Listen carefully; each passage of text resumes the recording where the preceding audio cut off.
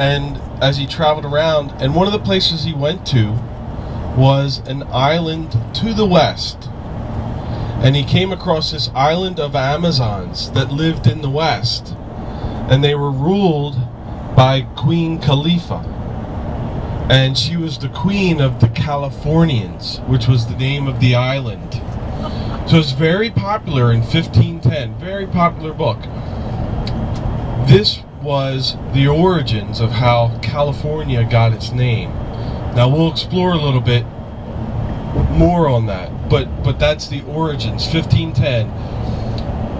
So, but that certainly isn't the first peoples to be here in California, and as the best that they can tell is roughly somewhere between 25 and 15,000 years ago.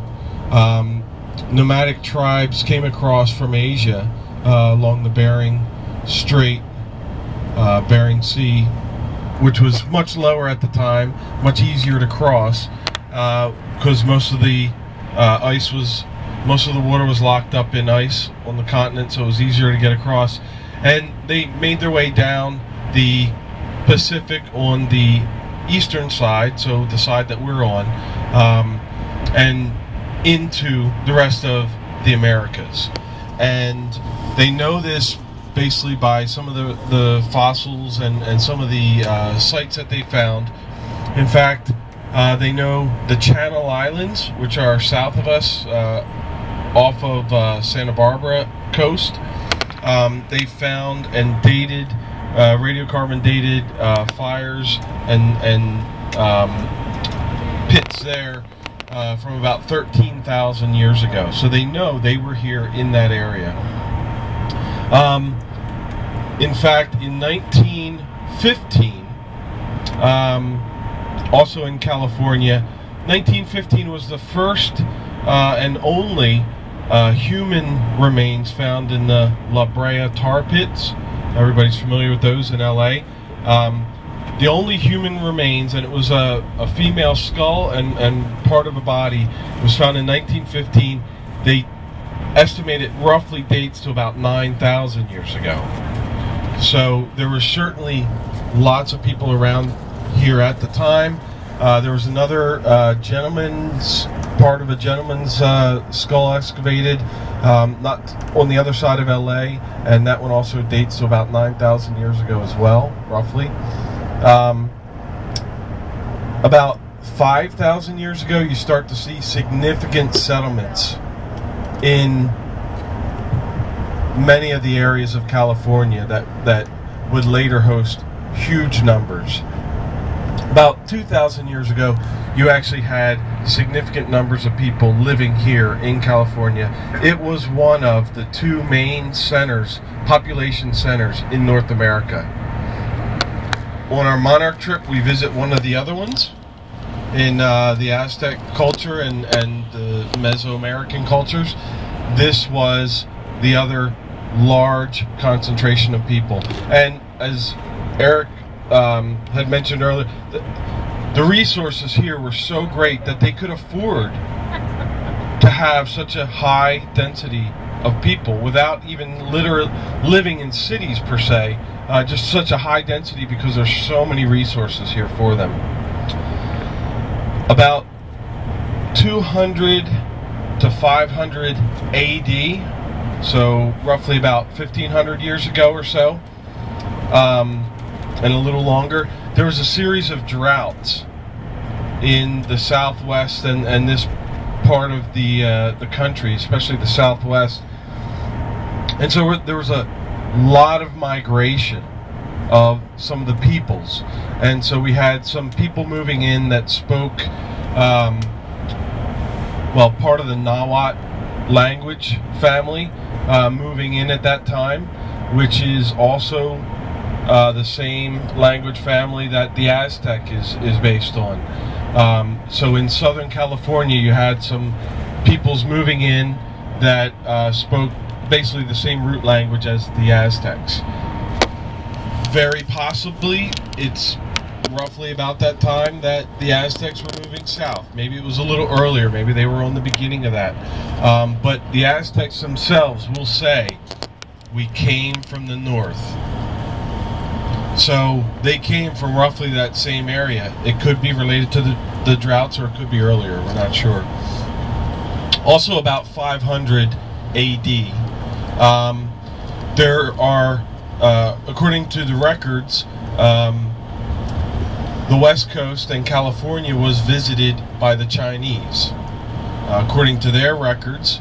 But there's also some circumstantial evidence that would imply that they had been here.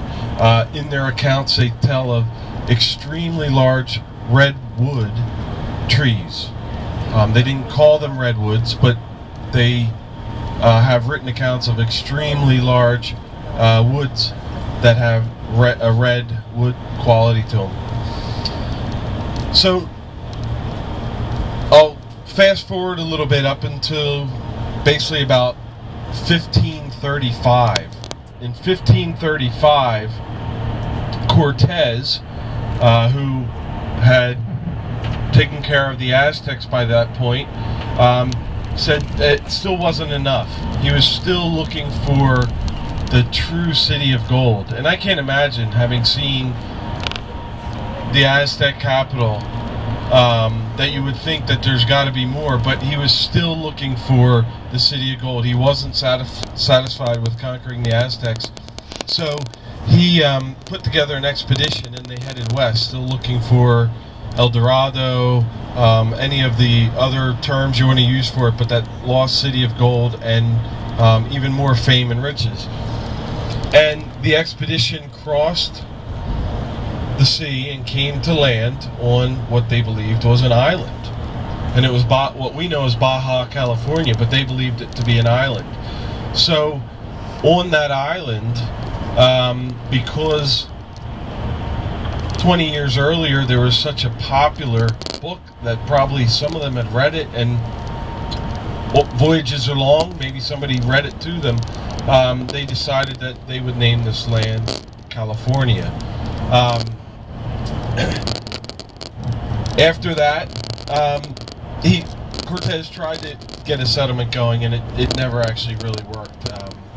Never seemed to have full backing or really seemed to work. At that point, the Spanish were getting stretched with all their New World conquests, so they were having trouble keeping track of things.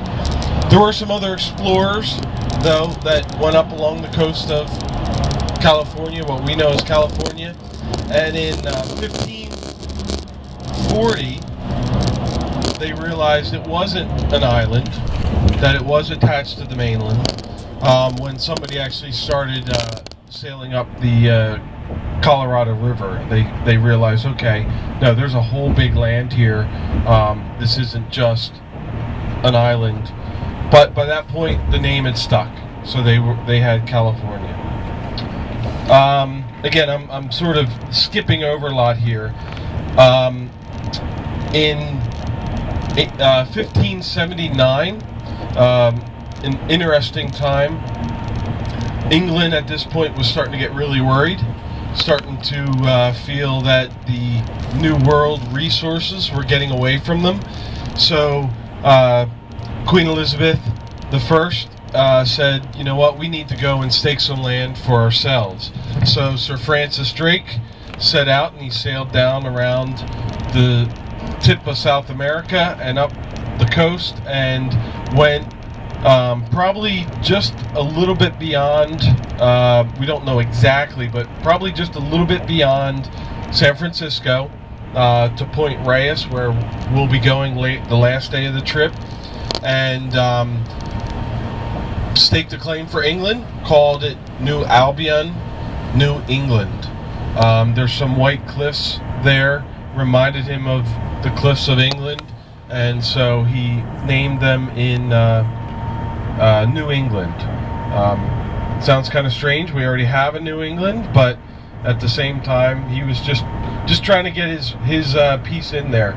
And by the way, to your right over here, these are all grape vines, and we'll see lots and lots more as we go south.